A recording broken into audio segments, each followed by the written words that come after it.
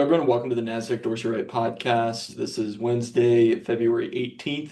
I'm Ian Saunders, joined by David Clark. David, good to be sitting here across the table from you. So back-to-back weeks again on the pod. Yeah, back-to-back weeks. It's been a while for me to hit back-to-back weeks, but I'm always happy to jump on these. Yeah, absolutely. Happy to hop on here as well. But I know that there's been a lot of changes that are going on across a lot of our rankings over the course of the past few weeks. What are you coming in town for? And you usually come once a month for those who might not be familiar, David. A member of the research team, participates in a lot of stuff, but doesn't live in Richmond. No. But you're coming here back-to-back weeks. What are you back in town for? Last week was just to kind of come up and see the team, get back and catch back up on a normal monthly basis. But this week, up teaching a class at the University of Richmond. So Nice.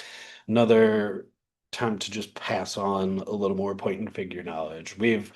Honestly, I think we've done these classes at University of Richmond, and this is probably the only class that we've sat there consistently taught since either of us were interns, and probably 10 years prior to that. Yeah. So it's an ongoing relationship, and it's one that I feel like our entire team sort of gets excited to sort of keep going because they always ask us to do it. So Yeah. it's another good excuse for me to head up here. There you go. Yeah, no, it's good. I mean, we have a lot of familiarity. We get a lot of interns over the years. Internship application live. If anyone's listening to know somebody that wants to be an intern, definitely check that out. But we do a lot of education for kind of college students, right? That's something I know Tom Dorsey is a big fan of. He did a lot of stuff with BCU. We still do stuff with BCU. We do stuff with other investment clubs at different places around, right? The U of R class is interesting because it's a class and there's not Right. that many technical analysis classes out there. Well, and So that's the thing. it's good somewhere. And that's the thing is, I feel like most people, if you're any type of do any type of technical analysis, I mean, in many cases, you sort of learned it on your own, and Right. nothing that we were taught in school and University of Richmond is maybe one of who knows how many. Honestly, they talk about it like it's the only technical analysis I'm class on sure the there's some East class, but but it's there's cool too. probably yeah, Yeah. Good engaged group. Well, good luck with the class. Definitely going to be, maybe you won't be running them through all the charts we'll be talking about today. not More quite. basics there, but a lot of stuff moving around. Y'all last week, I believe, were touching on some of the sector rotation that we've seen, some of the strength that we've seen, right? Um, we've seen, Mostly kind of coming out of that industrial space yeah, or at least sort of industrial based materials working their way to the top, unseating technology and communication services, right. which sort of had that stranglehold for a while now. Yeah. I mean, this week we want to spend some time talking about some of the stuff that's broken down a little bit, and then looking specifically at Nvidia technology, some of the other mega cap areas within the Nasdaq 100, and then focus on some areas of improvement, specifically in the energy space. I think Hmm. that's going to be the name of the game for most of the charts. I mean, bringing up the big one that everyone wants to touch on. Nvidia, ticker NVDA, fell down to a 2 for 5 attribute rating with movement last week. Lowest attribute we've seen for Nvidia in a while. I think you got to go. It fell briefly down to a 2 for 5er in March and April of last year with the tariff tantrum. Spiked back up right after that as the market rallied. But this time, very different, right? We're not seeing the broader market sell off. It's not even a correction. So we're not even down 5% in the Hmm. broader market. Yet Nvidia is posted significant, uh, not a ton of weakness. It's not the worst name by any means. It's not even it's a lot of other, it looks better than a lot of 3 for 5 attribute stocks, I would say. It Hmm. hasn't declined as much as other areas like Microsoft. But it's the relative strength. That's Right. where when we're looking at these things, NVIDIA isn't a negative trend, but it moved to a relative strength sell signal against the semiconductors index, the DWA semiconductors, DWASEMI, for those following along in the system. That was surprising to me to see that. Yeah, I would have thought it maybe, hey, it's backed off. Maybe it reverses into X's against the market, or reverses into O's rather. Right. No, still in X's. Well, and like to your point, it's gone through this consolidation phase really for the past 6 months, better part of 6 months, maybe Yeah, however. But in that meantime, what we've seen is that of other semiconductor stocks is they've marched higher, and that's the story that the RS chart is conveying is that compared to its peers, it's kind of been left a bit in the dust here, at least in sort of this past 6 months. And now the RS chart is sort of conveying that that's turning into a little more of a longer term change. Yeah, when we look at that RS chart, I mean, it was on a buy signal since 2015, right? So you're looking at 10 and a half years. I think September 2015 was the date. 10 and a half years of outperformance for Nvidia relative to the rest of the semi space. Mhm. Now that's flipped to a sell. Now we see signals go back and forth. I think that's notable given the length that we've seen. And to your point, I mean, NVIDIA ranks 56 out of 67 names in that semiconductor sector matrix.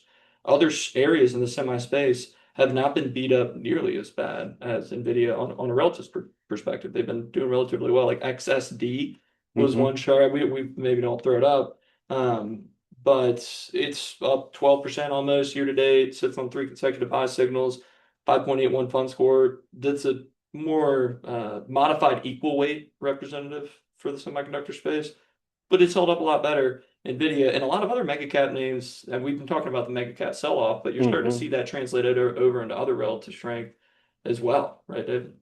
Yeah, I mean, we've seen sort of changes in RS across the board. But the more recent one that we've seen, at least from the sector perspective, hopping over to that, right, um, has been coming from energy. Well, before we hop over to Before that, hopping over to one of energy. the mega cap and Qs was what Yeah. I think wanted to hit on. You talking about Qs giving or I think the NDX giving a second consecutive sell signal, right?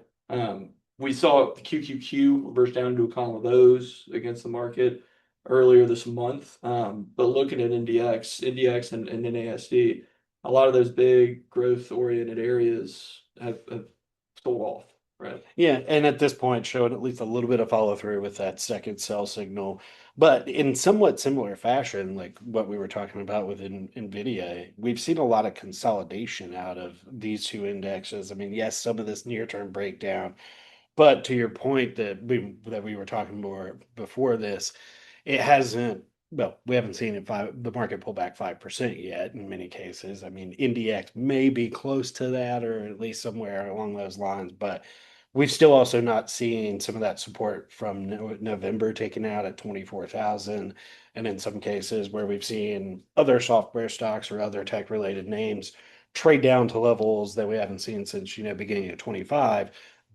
NDX, along with some others, are still maintaining above, really where we saw support built in the latter part of last year. So while we're seeing some of those sell signals, it's at least a little bit of a silver lining. We're still seeing a lot of that long-term support still in play and intact for the moment. Yeah, and for those that are listening and not following along, I mean, if you pull up the chart, if you're looking at the chart of NVIDIA and you look at the chart of NDX, it's almost like you take the chart of NVIDIA and just shrink it down Yep. when you're looking at that, right? Mhm. You can see the clear consolidation. NVIDIA started a little bit earlier, started back in August, but the consolidation for NDX started back in October, November timeframe. It just couldn't really get much higher from that 26,000 level, right? Mhm. And we've just seen it kind of move sideways, largely wide range, but sideways since. I mean, you see that a lot with a lot of names. They run up a lot. You get a consolidation point. Sometimes that consolidation point breaks higher, Mhm. right? We could just be coiling up the spring for another bounce, right? Or that consolidation point can break lower, like we got in March of last year. Mhm. Not saying we're going to get another tariff tantrum. You never know what's going to happen. Right. But we saw clear consolidation from December into February. March came around into March, obviously sold off pretty substantially.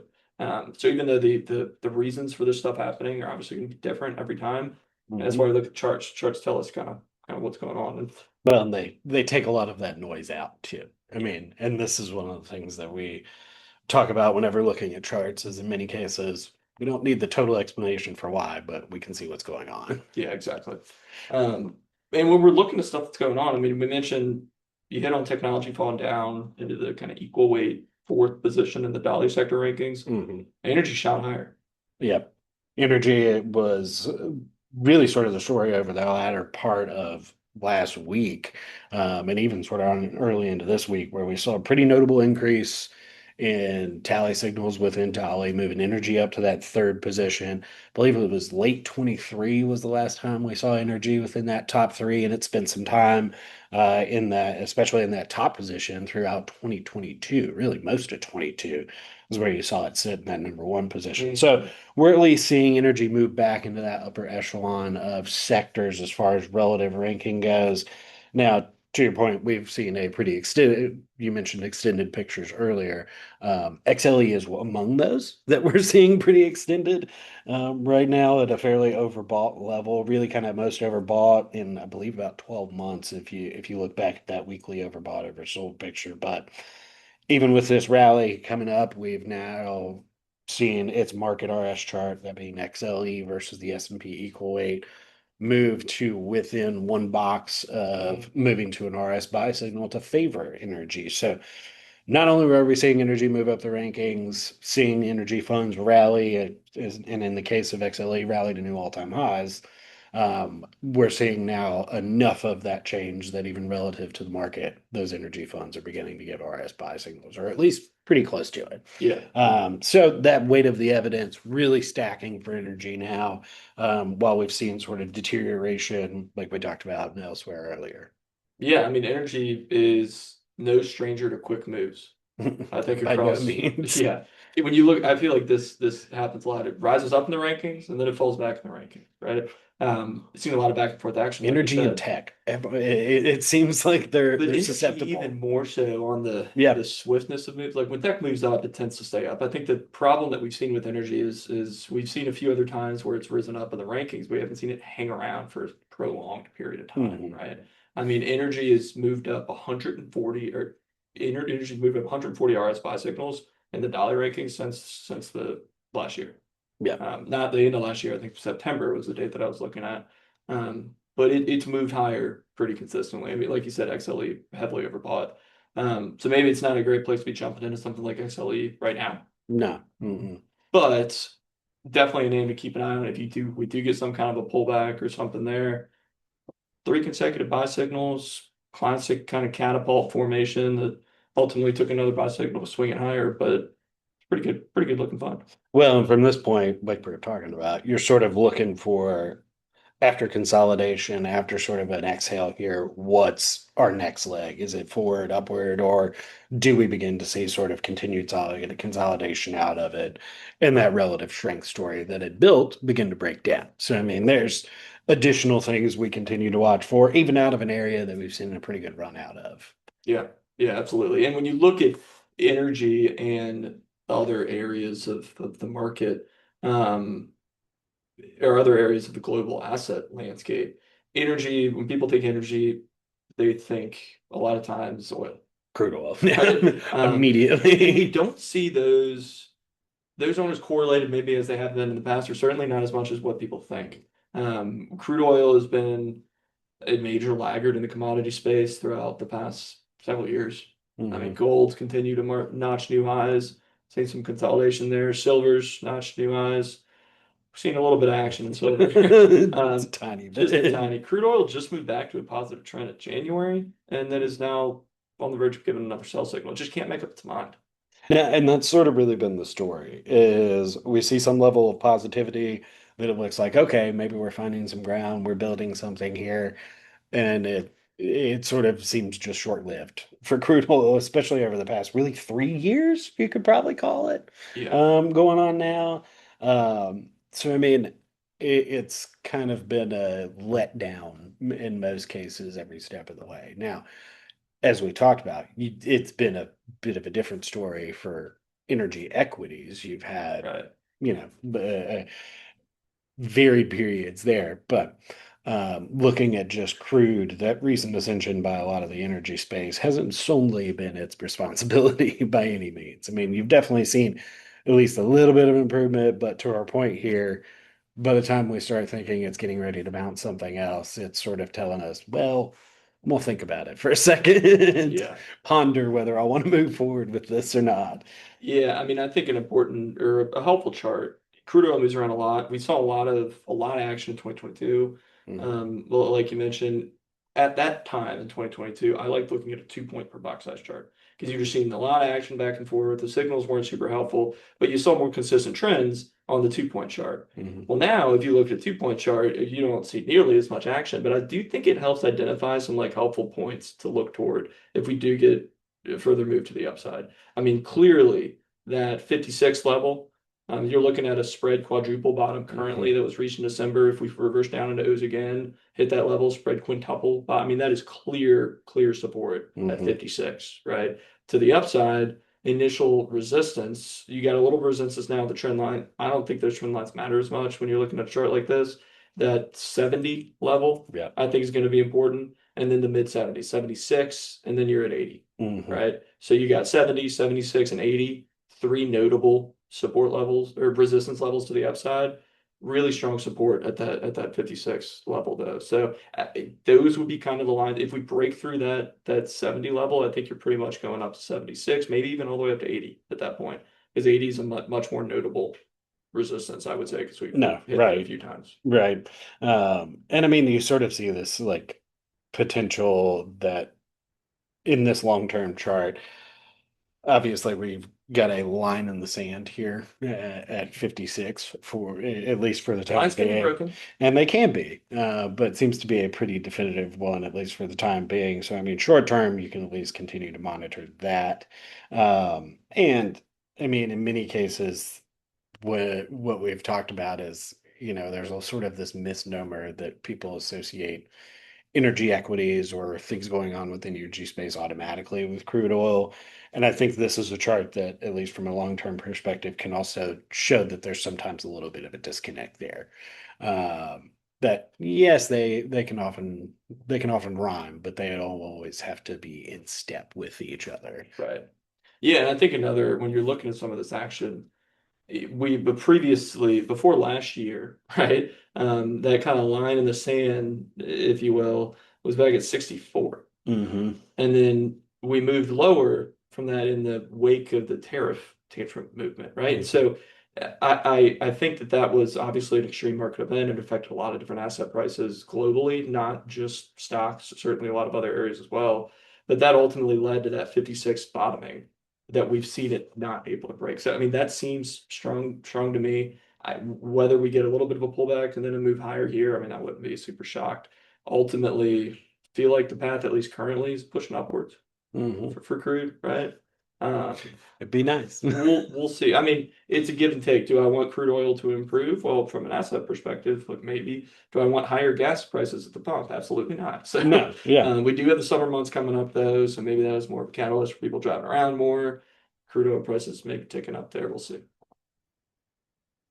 It's going to be a interesting remainder of the year with how this started off for sure. Yeah, absolutely. I'm sure there'll be no shortage of stuff to look at, keep an eye on, and continue to keep updated with. You got any other charts or anything you want to run through, David? No, I think that's about it for us. Cool. Thanks for having on. Good luck teaching a class tonight. Yeah, going to be enjoyable. Hopefully, I'll keep folks' attention. Yeah, fingers crossed. I don't think there'll be any issue there. People love the X's and O's. So no, we always get big compliments on it. In many cases, I think it's because how a lot of our information is very easily translatable. Yeah. And it doesn't take you having that class or a full finance degree for us to sit there and explain it to you. Right. So it's always fun to talk to people about. Cool. Well, thanks everyone for tuning in this week. We'll be back to touch base on stuff next week.